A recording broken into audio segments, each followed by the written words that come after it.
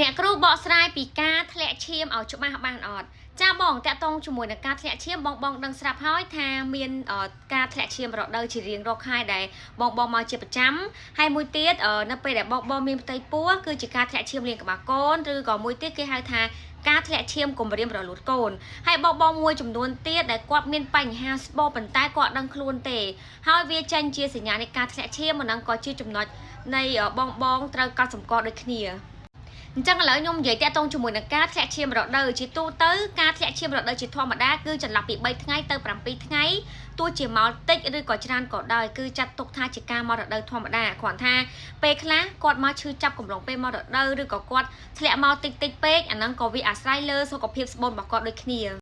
ហើយនៅពេលបងបាត់រដូវឬក៏សង្ស័យតាក់ទងមួយការមានកូនហើយបងតែទឹកនំទៅឃើញពីកម្មបញ្ជាក់ថាមានកូនអញ្ចឹងកំឡុងពេលបងមានកូនឬក៏ដឹងថាខ្លួនមានកូនហ្នឹងហើយមានការធ្លាក់ឈាមអញ្ចឹងគឺមានតែពីរករណីទេមួយគេហៅថាឈាមលាងក្បាលកូនមួយទៀតគេហៅថាឈាមគម្រាមរលូតកូនអញ្ចឹងពីរករណីហ្នឹងមិនថាឈាមលាងក្បាលកូនឬក៏ឈាមគម្រាមរលូតកូនទេនៅពេលដែលបងមានការធ្លាក់កំឡុងពេលមានផ្ទៃពោះបងត្រូវប្រញាប់ទៅអេកូមើលក៏ដូចជាទៅជួបគ្រូពេទ្យជំនាញដើម្បីឲ្យគាត់អេកូឆែកមើលពីការធ្លាក់ឈាមនឹងដែរតែគ្រាន់ថាកំឡុងពេលមានផ្ទៃពោះហើយមានការធ្លាក់ឈាមលាងក្បាលកូនគឺអត់មានបញ្ហាអីធ្ងន់ធ្ងរឬក៏គេហៅថាជាសញ្ញាធ្ងន់ធ្ងរទេវាជាគេហៅថាធម្មតាសម្រាប់អ្នកដែលគាត់មានផ្ទៃពោះហើយគាត់ធ្លាក់ឈាមលាងក្បាលកូននឹងហើយបើក្នុងករណីនៅពេលដែលបងកំពុងតែមានផ្ទៃពោះហើយមានការធ្លាក់ឈាមច្រើនខុសធម្មតាហើយនៅពេលដែលបងទៅអេកូគ្រូពេទ្យបញ្ជាក់ថាគឺជាឈាមគម្រាមរលូតកូនអញ្ចឹងបងត្រូវមានការប្រយ័ត្នប្រយែងក៏ដូចជាមើលថែសុខភាពបានល្អនៅពេលហ្នឹងគ្រូពេទ្យគាត់នឹងឲ្យថ្នាំដើម្បីទប់មិនឲ្យមានការរលូតអីចឹងទៅហើយក៏ជៀសវាងនៃគ្រោះថ្នាក់ផ្សេងដែរអញ្ចឹងបងត្រូវមានការប្រុងប្រយ័ត្នក៏ដូចជាឧស្សាហ៍ទៅជួបពេទ្យដើម្បីធ្វើការអេកូឆែកមើល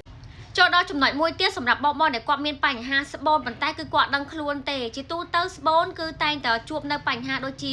ដោះដុំសាច់ដុំគីរលាកដៃស្បូនឬក៏រលាកមាត់ស្បូនឬក៏មានជំងឺអីផ្សេងទៀតប៉ុន្តែសញ្ញាដែលចេញមកដំបូងនោះគឺមានការធ្លាក់ឈាមអញ្ចឹងសម្រាប់បងខ្លះគឺគាត់គិតថាជាឈាមរដូវធម្មតា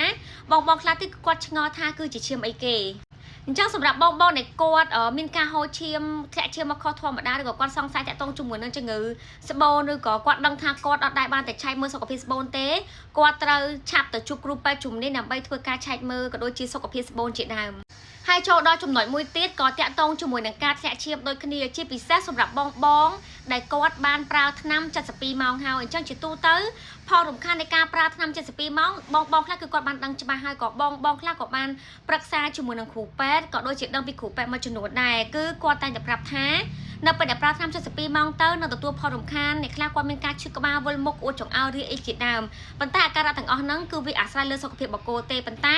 ផលរំខានដែលចាំបាច់នោះគឺធ្វើឲ្យមានភាពរញ៉េរញ៉ៃនៃការមករដូវឬក៏ធ្វើឲ្យគាត់រាំងរដូវបាត់រដូវឬក៏មានការធ្លាក់ឈាមខុសធម្មតានៅក្នុងរយៈពេលមួយខែហ្នឹងអ្នកខ្លះក៏គាត់មានការធ្លាក់ឈាមច្រើនដងម្ដងពីរដងបីដងអីចឹងទៅដែលគាត់គិតថាគឺជាឈាមអីគេឈាមរដូវឬក៏ឈាមមានកូនឬក៏គេហៅថាឈាមអ្នកខ្លះគាត់យល់ច្រឡំថាជាឈាមលាងក្បាលកូនឬក៏ឈាមអីផ្សេងចឹងទៅប៉ុន្តែសម្រាប់បងដែលគាត់បានប្រើថ្នាំ72ម៉ោងហើយគឺគាត់ត្រូវដឹងផលរំខានទាំងអស់ហ្នឹងគឺអាចនឹងមានអាការៈផ្សេងបកបញ្ចូលជាពិសេសនោះតាក់ទងជាមួយនឹងការរាំងរដូវឬក៏ការធ្លាក់ឈាមខុសធម្មតាអញ្ចឹងបងដែលគាត់ប្រើថ្នាំ72ម៉ោងហើយគាត់ក៏មានការបារម្ភច្រើនទាំងអស់ហ្នឹងគឺជាផលរំខានរបស់ថ្នាំហ្នឹងទេនៅពេលដែលអស់សារធាតុថ្នាំទៅសុខភាពបងនឹងមកវិញធម្មតាគ្រាន់ថាកុំឧស្សាហ៍ប្រើថ្នាំ72ម៉ោងពេកហើយតាក់ទងជាមួយនឹងការធ្លាក់ឈាមក្រោយប្រើថ្នាំ72ម៉ោងជាទូទៅវាធ្លាក់ត្រឹម4ថ្ងៃទៅ5ថ្ងៃប៉ុន្តែអ្នកខ្លះក៏មានលើសនឹងដែរគឺវាអាស្រ័យលើសុខភាពគាត់អញ្ចឹងសម្រាប់បងដែលគាត់មានចង្អុលតាក់ទងvớiការធ្លាក់ឈាមឬក៏មានចង្អុលផ្សេងបន្ថែមទៀតបងអាចឆាតចូលនៅក្នុង Telegram ដើម្បីសួរខ្ញុំបន្ថែមបាន